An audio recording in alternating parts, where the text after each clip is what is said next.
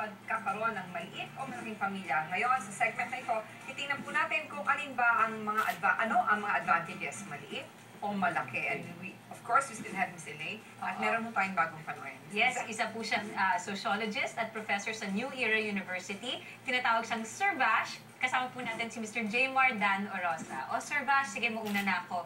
Good evening. Good evening po. Sorry, atat ako eh. Nakakasama ba bali sa lipunan ang pagkakaroon ng masyado maraming anak sa isang pamilya? I'd rather not use the word na nakakasama. Kasi that would be in the realm of good and bad, and that will be in religion's terms. In sociological cases siguro, pwede sabihin na beneficial ba siya, makakatulong ba siya, or madali bang itaguyod ang isang pamilya kung marami or konti ang anak. So, and I'd say na hindi natin ito pwedeng sabihin na basta na lang na productive or hindi. Kasi without it, wala naman tayong tao. Kung marami naman masyado at yung resource mo to support the family ay kakaunti at kukulangin, then it would be detriment. So, your stand is balance. Yes, na. balance. Sir Vash, bakit ba parami na pa rin yung populasyon natin? Talaga bang masipag lang talaga ang Pinoy? Laging maraming brown out. Paglatag ng dilim, go! Medyo malabig siguro pag kagabi. Bare months, no bare. Lalo na nung nagbabagyo. Di ba? Walang recreation ng tao. Exactly. Pero in sociological terms po siguro, when we actually say na bakit dumadami, it is a necessity to continue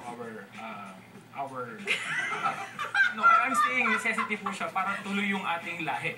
Pero hindi naman yung maraming parang mga rabbit na gawa ng gawa. Hindi naman siguro yung gawa nga ng gawa.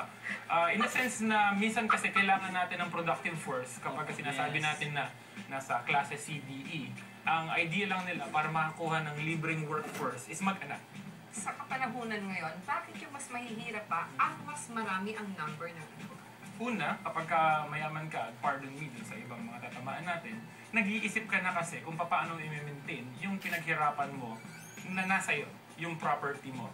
And the more children that you have, actually, the more you're going to think na paano ko sila i-maintain. Unlike nung isa, nasa kahirapan na, maraming ways na nakakalimutan talaga natin yan. Ano yung rason nila kung bakit nila yung mahihirap mas marami anak?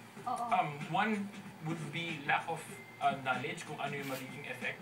I mean, how lower could you get if you're already low? Saka siguro lack of access sa mga kasi I think kasi what I think naisip naman ni Aida dito, bakit nga naiisip ng karamihan ng mga Pinoy na ang kasagutan sa kahirapan mag-anak ng mag-anak? Naisip mo ba yun, Miss Elaine? Hindi po. So hindi mo naisip yun? Nagpinano siya eh. Oo. Paano po nakakaya ng isang simpleng pamilya, no? Halimbawa, in receiving lang ng isa, no? Yung minimum wage, no? Yes. Na having, let's say, 4 or 5 children na mataguyod nila. Kayo po muna. Yun nga po, gagawa ka ng paraan para may pagdagdag na budget. Isipin mo, ay, sinusweldo ko hindi kaya. So, magdo-double job, parang gano'n. Parang gano'n. Diskarte. Sir Bash. Maliban para sa, tama po yung sinabi niyo, ma'am, you take on several jobs at a time para ma-alleviate yung kakulangan. Maliban pa ron, nagkakaroon tayo ng serious cutting nung lahat ng resources na meron ka and dinidivide mo yun into small amounts para sa lahat na nangangailangan. Would you say nade-deprive pa rin kahit na pinagkakasya? So, imbis na mapupunta nito sa dalawang anak, napag-divide. So, bumababa yung kalidad. Kumbaga sa 10 yung naghahati-hati, instead of 3 halimbawa yung naghahati-hati, yung portions na makukuha nyo, kumbaga sa pagkain, imagine natin ganun, napakaliliit.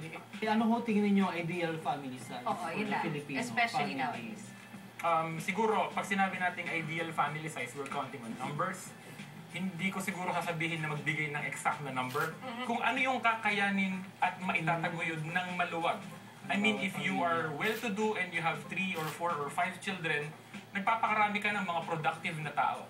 But if you have no means of supporting them, hindi ka makapagpapaaral, and you have the same number of children, sorry to say, nagpaparami tayo ng mahirap na tao. Okay, bago natin na mag-thank you kay Sir Bash, ibabalik ko yung question na yun kay Miss Elaine. Miss Elaine, kung hindi umabot ng 5 anak, I wonder, anong ideal family size ninyo?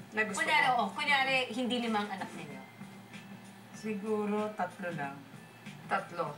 So, may sasabi niyo na sakripisyo ng konti kaysa sa tatlo. Okay. Ayan. Oh, at least, thank you very much for your honesty, for Sir the Bash, truth. thank you Sir so Bash, and of course, And kay Ma'am Miss Elaine. Elaine. Thank you. Ayan, tatayuan na namin uli ang isyung to. Mas mabuti ba ang malaki o maliit na pamilya sa pagbabalik po ng tayuan mo at panindigan?